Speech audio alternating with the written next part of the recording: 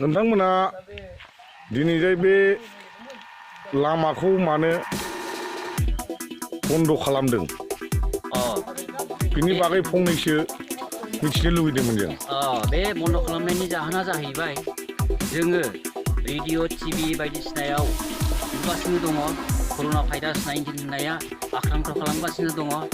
दा जोङो बे बेमारखौ नोजोर होनानै दिनैनि रादाबावबो खोनादों जे भारत सरकारा 21 दिन आरो आसाम सरकाराबो बेबादिनो लकडाउन खालामनायनि डिसिसन फोसावनायलाय जोंनि गामियाबो बेखौ नोजोर होनानै जाहाथे गुबुन गुबुन जायगायाव थाङा, टाउन सहराव थाङा, बिनि थाखायनो जोङो बेखौ होबथानाय जादों।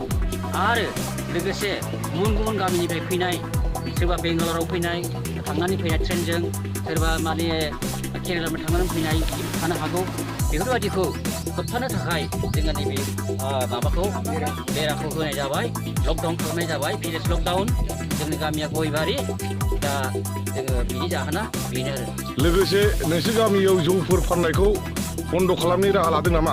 औ, जों बेखौ जाहाथे गुबुन गुबुन जायगानिफ्राय फैनानै सोरबा आश्रय लानाय हिसाबैनो जौफोर लोंलाङो आरो बेफोर लोंनायनि उनावनो बायदिसिना बिजानुआ थाबथालांनो हागौ कर'ना भाइरास होननाया।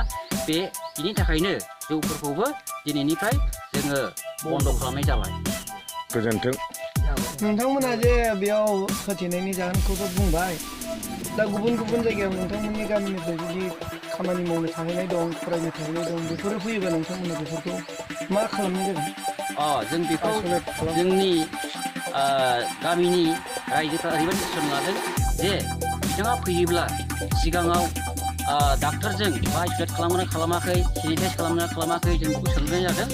आरो खालामाखैब्ला, ओरैनो खारखुमाबोनाय बायदि खालामोब्ला जों बेखौ पुलिसनि रिपर्ट हरगोन आरो लोगो लोगोनो बिथांखौ ट्रेस खालामनानैसो जोङो न'आव थिसनना लानाय जागोन, गामियाव थिसनना लानाय जागोन। गोजोन्थों। नोंथांमोननि लकडाउनखौ आसाम सरकारा